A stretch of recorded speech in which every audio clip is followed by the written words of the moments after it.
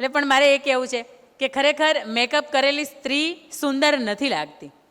સુંદરતા જો કોઈ સ્ત્રીના ચહેરા ઉપર નિખરતી હોય તો બે સ્ત્રી દુનિયામાં એવી છે, મેકઅપ કર્યો ને 24 કલાકની અંદર પાછા હતા એવા ને એવા થઈ જાય. હતા એવા નહીં, એનાથી ડેન્જર થઈ જાય. ઘરનું પાત્ર ઓળખે નહીં આપણે એવા ખરેખર થઈ જાય. ઓળખતા બંધ થઈ જાય કે આ કોણ છે એમ. મારુતિમાંથી મર્સિડીઝ કરી દે તો એ મેકઅપવાળા બધા. પણ મારે એ કહેવું છે કે ખરેખર કોઈ સ્ત્રી છે સુંદર ક્યારે લાગતી હોય? બે વસ્તુ. સૌથી પહેલી એવી સ્ત્રી કે પોતાના પરિવારને પ્રેમ આપી શકે, પોતાના પતિને, પોતાના સંતાનોને, પોતાના મા બાપને પ્રેમ આપી શકે અને સામે જેટલો પ્રેમ આપ્યો છે એટલો પ્રેમ પામી શકતી હોય, આવી સ્ત્રી સુંદર લાગતી હોય. એને મેકઅપની કોઈ પણ ઢોળ ચડાવવાની જરૂર ન પડે. એના પછી બીજી સ્ત્રી એવી કે જેનું ચરિત્ર નિષ્કલંક છે, એને ચરિત્ર ઉપર ક્યારેય ડાઘ નથી લાગ્યું, એનું આયખું છે એ ઉજળું છે. અને જેના આયખા, જેનું ચરિત્ર ઉજળા હોય ને એને મેકઅપની કે ફાઉન્ડેશનની કે પાવડરની કે લિપસ્ટિકની હું નથી માનતી કે આવી કોઈ જરૂર પડે. એટલે સ્ત્રી ક્યારે સુંદર લાગતી હોય કે એનું જીવન છે ને એ પરસ્પર પ્રેમની વચ્ચે પરિવારની અંદર વહેંચાયેલું હોય અને પોતાનું જે એમ કહેવાય ને કે અંદરનું આયખું, પોતાનું જે સત્વ છે એ આજીવન ટકાવી રાખ્યું હોય. આવી સ્ત્રી છે એ મેકઅપ વગર સુંદર જ લાગતી હોય. એને મેકઅપની દુનિયાને કોઈ પણ મેકઅપની એને જરૂર ન પડતી હોય. એના પછી મારે તમને સરસ મજાની વાત કહેવી છે કે સમયની સાથે સાથે આપણે બદલાયા છીએ. આપણે વડવાઓ હતા અને આપણે ખુદ હતા, 30 વર્ષ પછી આપણે બદલાયા છીએ. ત્યાં સુધી કે આપણા ગોળાના જે પાણીયારા હતા ને ત્યાં કેંગન વોટર કે કંઈ પણ ફિલ્ટર, વોટર ફિલ્ટર કાંઈ હતા નહીં. અને આજે ગોળાના જે પાણીયારા હતા, ઘરની અંદર પ્રવેશતા પહેલું જ ડાબી બાજુ કે જમણી બાજુ આવતું હોય, તો એ બદલાઈ ગયા છે. મતલબ આપણે બદલાયા છે. સમયના વહેણની અંદર સૌ વહ્યા છીએ. ખરેખર બદલવાનું હતું ને એ વિચારથી બદલવાનું હતું. અને આપણે બદલાયા ક્યાંથી? વસ્ત્રોથી. હા કે ના? સૌથી મોટું જો પરિવર્તન આવ્યું હોય તો આ દુનિયાની અંદર એ વસ્ત્રોનું આવ્યું છે. અને ક્યાંથી આવ્યું? પશ્ચિમી સંસ્કૃતિ તરફથી આવ્યું છે. પશ્ચિમી સંસ્કૃતિનું આપણે ઘણું લીધા જેવું છે. એમની ચોખ્ખાઈ, એમની ફિટનેસ, એમની હેલ્થ, એમની જે જીવનની રૂટીન જે શૈલી છે એ, એમની જે કામ કરવાની ક્ષમતા છે એ, એમનું જે પર્યાવરણ છે એ, ઘણું બધું લીધા જેવું છે. એમના જે ખાદ્ય ખોરાક છે ઘણું એવું સારું છે કે જે તમે લઈ શકો છો. પણ માત્ર ને માત્ર આપણે એ લેવાના વિચારો અને લઈ લીધા વસ્ત્રો. અને પટેલ સમાજ માટે કેમ કહેવાય કે સાહેબ બહુ કલંકની વાત કહેવાય કે પાટણની અંદર 153 ગામે, એમાં ખાસ કરીને અવિવાહિત દીકરીઓએ સંકલ્પ લેવા પડ્યા કે અમે અમારા જીવનની અંદર ક્યારે પણ પ્રી વેડિંગ શૂટિંગ નહીં કરાવીએ. તમે જોયું હશે ને તો આજથી લગભગ 5 મહિના થયા હશે આ વાતને. પાટણના 153 લેવા પટેલના સમાજને એ સંકલ્પ લેવા પડ્યા. અને એમાંય હજી તો એ થોડુંક એમ કહેવાય કે વિચાર્યા જેવું હતું પ્રી વેડિંગ. પણ pre baby shooting, pre baby shower જે આપણે કહીએ છીએ એ ખૂબ ખરેખર કલંકની વાત છે. જ્યારે આપણે સ્ટેટસ ચડાવતા હોય કે 3 days to go, 2 days to go, 1 days to go, આપણા વડીલોએ આપણા સ્ટેટસ કીપ કરવા પડતા હોય, એ જોઈ નથી શકતા. કારણ કે 3/4 સ્લીવલેસ શોર્ટ જે આપણે પહેરીને ખરેખર ચડાવ્યા હોય ને સ્ટેટસ, એ ખરેખર અંગ પ્રદર્શન આદર્શ નારીના ભાગ્યમાં આવતું જ નથી. આપણા પરિવારને ક્યારેય કોઈ ચાપખો ન માર્યો હોય, ક્યારેય કોઈ ઊંચા અવાજથી ન કીધું હોય, પણ આપણા આવા આ પ્રી બેબી શોટર કહું છું હું તમને કે પ્રી બેબી વેડિંગ જે આપણે કરીએ છીએ ને એની અંદર જે વસ્ત્રો છે ને એની ઉપર આખી દુનિયાની ટીકા અને ટિપ્પણી આપણા વડીલોએ સહન કરવી પડતી હોય છે. આ ક્યાંક ગાંઠે રાખવું. અને ખાસ બહેનોને, દીકરીઓને મારે ખાસ કહેવું છે કે તમને બહુ હવે શોખ હોય ને તો રાજસ્થાની, મરાઠી જે અલગ અલગ જે બધી વેશભૂષા છે, તમે અલગ અલગ જ્ઞાતિ જાતિના પહેરવેશ છે, આહિર છે, રબારી છે, દરબાર છે, તમે એના જે પહેરવેશ છે ને એની અંદર ખરેખર એ વેડિંગ શૂટિંગ તમે કરાવો, તમારા માટે મેમરી રહેશે કે તમે 8-10 સંસ્કૃતિને પ્રદર્શિત કરી છે. તમારું અંગનું પ્રદર્શન તમે નથી કર્યું. આપણા વડવાઓ, આપણા વડીલો આપણને ના નથી પડી શકતા. એનો મલકર બિલકુલ એવો નથી કે આપણે આપણી મરજીએથી જીવીએ. પ્રી બેબી શૂટિંગનું તમને વાત કરું, એક સુરતનો જ એક કિસ્સો છે.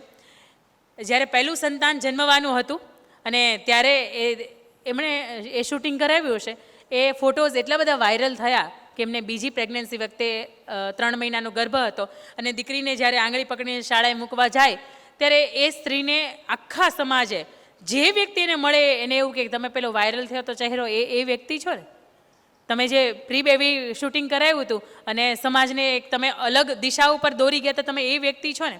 એ વ્યક્તિને, એ સ્ત્રીને બીજી ગર્ભાવસ્થા દરમિયાન 3 મહિના વખતે એટલું બધું ડિપ્રેશન લાગે છે કે બાળકનું એને તાત્કાલિક અબોર્શન કરાવવું પડે છે અને બાળક અંદર મૃત્યુ પામે છે. બાળક દીકરો હોય છે, હાથમાંથી ખોવે છે. એનું કારણ એ છે કે ક્યાંક આપણે આપણી મર્યાદા ચૂક્યા છીએ.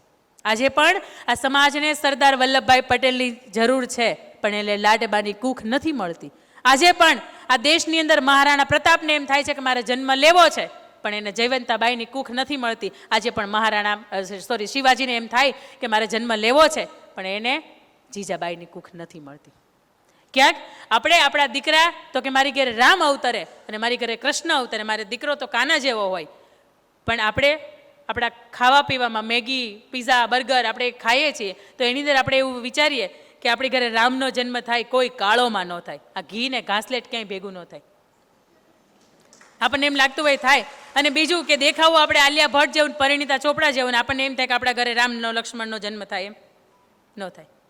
એના માટે આપણી અંદરનું સત્વ છે ને એ જગાવવું પડે. સારા સત્સંગો, સારા વડીલોના આશીર્વાદ, સારા વડીલોને એને જે જીવન પ્રસંગો હતા, એણે જે સંઘર્ષ કર્યો છે, એ વાત ક્યાંક તમે એ સમયની અંદર સાંભળો છો, ચોક્કસપણે એ બાળકની અંદર એ ક્યાંક બીજ રોપાય છે કે આપણે સમાજ માટે કંઈક સારું કરવું છે. અને તમે જ્યાં જ્યાં પણ તમને એવું લાગે ને કે એમના ઘરે મહાપુરુષનો જન્મ થયો, એની માતાને એક વખત જોઈ લેજો. એની ઉપર કંઈ તમે ટીકા ટિપ્પણી કરી શકો એવું શક્યતા જ નથી. એના પછીની મારે તમને વાત કરવી છે કે સ્ત્રી માટેની વાત થાય છે ને ત્યારે નારી જો ધારે તો દુનિયા બદલાવે અને અવળી જો ચાલે તો ઘરને લજાવે. શસ્ત્રો ઉઠાવી મેદાને જો આવે અને એ જ પાછી સ્ત્રી દશરથની આંખોમાં આંસુ પડાવે. સ્ત્રી છે ને તો બધું થાય. સ્ત્રી છે ને તો ઘર હોય ને એને સ્વર્ગે થાય, અને સ્ત્રી છે ને તો ઘરને માઇનસમાં એટલે કે પાતાળની અંદર લઈને નરકે પણ થાય. સ્ત્રીયા નમાવે વેદને સ્ત્રીયા અપાવે રાજ, સ્ત્રીયા કુશળ સંસાર મેં સ્ત્રીયા જગતની લાજ. પુરુષ આમ તેમ થાય, દીકરો આમ તેમ થાય, દીકરો રાત્રે 2 વાગે આવે, બધુંય પોસાય, કારણ કે સમાજ એને હજી સ્વીકારી લેશે.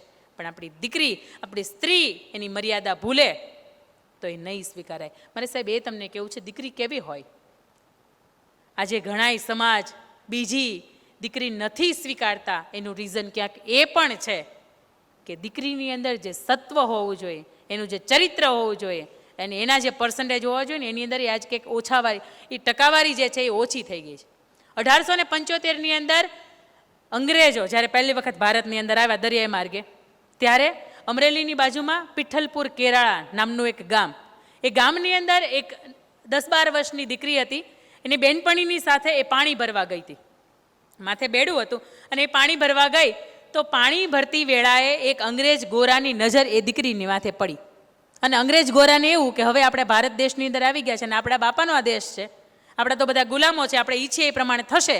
એ 12 વર્ષની દીકરીને એ બાવડું પકડે છે ત્યારે દીકરી માથા ઉપર ભરેલી ગોળી હોય એ એક હાથે ઉપાડીને પહેલાં મારે છે ને નાન્યા બેભાન કરી દે છે, અને એના જે સાથીઓ હોય ને એને લઈને ત્યાંથી જતી રહે. દીકરી ઘરે આવે અને એના પપ્પાને એવું કે બાપુ હવે મારાથી નહીં જીવાય.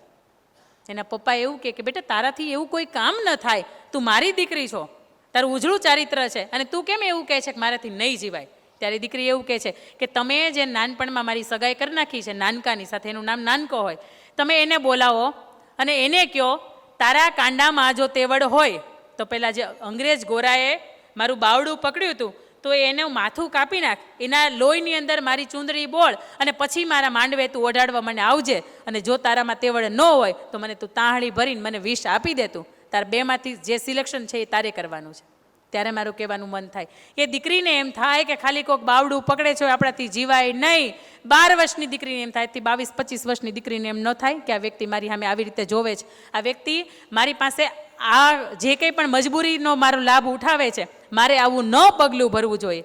ખરેખર એ વસ્તુનું ન ખબર પડે? ખબર પડે છે, પણ ક્યાંક આજે દીકરીઓ એની જે મિત્રતા છે, એની જે બહેનપણીઓ છે, એને અવળી ક્યાંક સંગત લાગી છે કે જેના લીધે એને એવું થાય છે કે બાપાને આપણે એમ કહીએ કે જઈએ છે નવસારી અને આપણે નીકળીએ બારડોલી. આ સમજણ દીકરીને કેવું જ ન પડે કે બેટા ઉમરું ઓળગીને જા છો ને, પહાડ જેવડું ઉમરું છે, ઓળગીને તું જે બાજુ જા, જે દિશામાં જાશ, તારો આવનારો ડગલું છે ને એ જ દિશામાંથી હોવું જોઈએ. પણ તું એમ કે વેસું જાઉં છે ને વરાછામાંથી નીકળવું, અમારા સુરતના 2 વિસ્તારો છે, તો એ તો યોગ્યતા નથી જ. એ સમજણની વાત છે. 18 વર્ષની ઉંમરે, 20 વર્ષની ઉંમરે, 22 વર્ષની ઉંમરે બાપ તરીકે તમારી એમને ન પૂછી શકે કે બેટા તમે ક્યાં જાઓ છો, પણ જ્યાં જાઓ છો એ તો તમે કહી શકો છો કે નહીં? એ સમજણની વાત છે. અને આવી દીકરીઓ જ્યારે ઘરે હોય ને ત્યારે એ ગર્વથી બાપ કહી શકતો હોય કે મારી ઘેર દીકરી છે અને 20 કે 22 વર્ષની થાય છે ને તોય હું ટાઢા હૈયાની સાથે રાતો આંખો બંધ કરીને હું રાતે સરસ મજાની ઊંઘ કરી શકું છું. ઘરે દીકરી 15-17 વર્ષની ઉંમર વીટાવે ને એ બાને વડીલોને ઊંઘ આવતી બંધ થઈ જાય. સરદાર વલ્લભભાઈ પટેલ નહીં, ઝવેરચંદ મેઘાણીને આપણે ક્યાંક વાંચ્યા હોય સૌરાષ્ટ્રની રસધારની અંદર, તો એમણે મજાનો, મારું પિયર ધારગણી છે સાહેબ અશોકભાઈ, ધારગણીની બાજુમાં લાખાપાદર ગામ, અને ત્યાં લાખાવાળો, એક મજાની નાનકડી વાત કહીશ, લાખાવાળો એક ગામનો ધણી, અને એમને આપા દેવાત નામના ખૂંખાર બારવટિયાની સાથે વેર બંધાય. અને એ ખૂંખાર બારવટીઓ એમ કે એ લાખાવાળા તું જોજે, જેદી તું ગામની અંદર નહીં હોય તે દિવસે તારા ગામને હું ધમરોળી નાખીશ, ગામની અંદર આખું હું પાદર કરી દઈશ. એટલે એ પછી લાખાવાળો એમની 13 વર્ષની દીકરી હીરબાઈ, અને એમની સાથે એને ક્યાંય પણ જવું હોય તો બહુ વિચારતો કે સાંજ ન થાય પહેલાં પાછો આવી જાઓ. એક વખત એનું કોઈ અંગત ગામતરું થયું અને એ વ્યક્તિને જવાનું થયું, અને અહીંયા પાછળ ખબર પડે છે આપા દેવાતને, એ આવે છે, ગામને ભાંગી નાખે છે, અને ગામની સામે એનું જે ઘર હોય ત્યાં જઈને એમ કહે છે કે લાખાવાળા તું તો બહુ મોટી મોટી વાતો કરતો હતો, પણ આજે તું ક્યાં ગયો? આજે તારા ઘરની અંદર કોઈ નથી લાગતું. ત્યારે અંદરથી દીકરી ડરતી નથી, 2 હાથની અંદર તલવાર પકડી રાખે છે, કાલ સવારમાં મારે જરૂર પડે તો 2 હાથની તલવાર લઈને નીકળી જાઓ. અને એવું વિચારે છે કે એક નાનો એવો વછેરો બાંધ્યો છે ને હું એને છોડતો જાઉં. આ એને બહુ પ્રાણથી પ્રિય છે, અને ઘરના આંગણે વછેરો છોડીને જાઓ તો એનાથી વિશેષ તો અપમાન એનું થઈ જ ન શકે. એટલે જેવો વછેરો છોડવા માટે પોતાનો ભાલો એક બાજુ મૂકીને એ હળવેકથી એના ફળિયામાં એ થાંભલીની પાસે બેસે છે, પાછળથી હીરબાઈ આવે છે અને એનું ને એનું ભાલું લઈને એને એટલું જોરથી મારે છે કે નીચે એને ધૂળ ચાટતો કરી દે છે. એટલું જ નહીં, એ ખૂંખાર બારવડિયા નહીં 8-10 કટકા કરે છે, ગાંહડી ભરે છે અને દરવાજાની અંદર મૂકી આવે છે કે કાલ સવારમાં એને કોઈ ગોતવા આવે ને તો એને ખબર ન પડે કે એનું મેં રામ નામ સત્ય કરી દીધું છે. કારણ કે એને મારા બાપની સામે નામ ઉઠાવ્યું હતું, મારા બાપની ઇજ્જતની સામે નામ ઉઠાવ્યું હતું, ને કીધું હતું કે તારા ઘરની અંદર દીકરો તો છે નહીં. સાંજે લાખાવાળો ઘરે આવે છે અને એને ખબર પડે છે કે મારું ગામને તો પાદર બનાવી દીધું છે, હાંફતો દોડતો ઘરે આવે છે અને દીકરીને પૂછે છે કે દીકરી મને તારી ચિંતા હતી, તને તો કાંઈ તકલીફ નથી થઈ ને? તો કે નહીં બાપુ, આ બધાય મારા હાથમાં નથી આવ્યા, પણ એ કઈ આવ્યો હતો કે હાથમાં આવ્યો હતો ને મેં એને પકડી રાખ્યો, તમને હાલો બતાવું. અંદર એ ગાડી ખોલે છે અને જ્યારે એનું મસ્તક જોઈ જાય છે ત્યારે તમે સમજી શકો, આપણે વાત કરીએ તો એમ થાય આ વાતને 118થી વધારે વર્ષ વીતી ગયા અને લાખાપાદર આજે પણ હીરબાઈની ખાંભીને ખોડેલી છે. અને ત્યારે લાખાવાળો એને માથા ઉપર હાથ રાખીને કહે છે કે બેટા, ગામ આખાને, સમાજને અને આ ખૂંખાર બાળવટિયાને એવું હતું કે મારી ઘેર દીકરી છે, પણ મને આજ ખબર પડી કે મારી ઘેર દીકરો છે. અને આવી જ્યારે દીકરી આંગણે હોય ને ત્યારે એની ઉપર ગર્વ કરવાનું મન થાય, અને ત્યારે એમ શબ્દો લખાયા હશે, મારી ઘરે દીકરીનો અવતાર, મારી ઘરે લક્ષ્મીનો અવતાર. એને જોવું જ્યારે ત્યારે મને માં મોગલ દેખાય, ત્યારે મને માં ખોડિયાર દેખાય. સાક્ષાત જગદંબાનું સ્વરૂપ હોય ને સાહેબ, એને જ દીકરી કહેવાય. તમારાથી વિરુદ્ધમાં જતી હોય, તમારું કયું ન માનતી હોય. અને આજની દીકરીઓ એટલી બધી સમજદાર થઈ ગઈ છે, મારે કહેવાનું એમ થાય કે અહીંયા માતાઓ બહેનો બેઠી છે ને, એને જ્યારે લગ્ન થયા હશે ને ત્યારે એક મજાનું ગીત વાગતું હશે, ઢોલીડા તો ઢબક્યા લાડી, ચાલો આપણે ઘેર રે. ત્યારે એ દીકરી માનેતર પહેરેલું હોય ને, દીકરી એવું કહેતી હોય કે ઊભા રહ્યો તો માંગુ મારા દાદા પાસે શીખરે. તો એનો મતલબ એવો થાય કે દીકરીને ખરેખર એ શીખની જરૂર પડતી હશે, એ સમયે દીકરી અણસમજ હશે. પણ આજની દીકરી એના કમ્પેરિઝનમાં એટલી બધી સમજદાર થઈ ગઈ છે કે એને કયું પાત્ર ગોતવું, કયો સમાજ ગોતવો, કઈ ઉંમરનો વ્યક્તિ ગોતવો, એમાં ખાનદાની ગોતવી કે પૈસો ગોતવો, શું ગોતવું ને એ બધું જ ભૂલીને રાત્રે મા બાપ ઘસઘસાટ ઊંઘમાં ઊંઘતા હોય, ક્યાંક ખેતરે ગયા હોય, કે એને ખબર ન હોય કે મારી દીકરી પાછળથી શું કરતી હશે. ત્યારે આજે એમ કહેવાય કે ઉમરો આખા ડુંગરા જેવો ઉમરો હોય ને, ઓળંગીને પોતાની મરજીથી હાલી જાય છે. અને જ્યારે 2 મહિના પછી કે 4 મહિના પછી ખબર પડે કે એમના લગ્ન થઈ ગયા છે, કોર્ટ લગ્ન થઈ ગયા છે, ત્યારે એ એવું કહે દીકરી કે મા બાપને નથી ઓળખતી. તો એ માને એમ થાય કે આની કરતાં તો મારી ઘરે દીકરી ન જન્મી હોત ને તો એ સારું હતું. ભગવાન તે દીકરી આપીને તો આવા દિવસો જીવવા માટે નહોતી આપી. દીકરી આવી હોય ને તો એ સ્વીકાર્યો હોય અને તો એ દીકરી વાલનો દરિયો હોય. પણ આજની દીકરી, આજે જ અમારે વાત થઈ હતી કે ખાઈને માંડ ખાવાનું થયું હોય, પપ્પાની પરિસ્થિતિ બિલકુલ સારી ન હોય, એક મધ્યમથી ઓછો કહી શકાય એવા પરિવારની વચ્ચે ઉછરી હોય, અને મારે કે માગું તો કે વિદેશનું આવવું જોઈએ, કરોડપતિ માણસનું આવવું જોઈએ, મર્સિડીઝ ગાડી લઈને જોવા આવે તો એ આવવું જોઈએ. પછી એ વ્યક્તિમાં સંસ્કાર કેટલા છે, એની ખાનદાની કેટલી છે, એ વ્યક્તિને 100માંથી તમે 10 માર્ક્સ કંઈ નથી આપી શકતા એવો પાત્ર છે તો કે ચાલશે.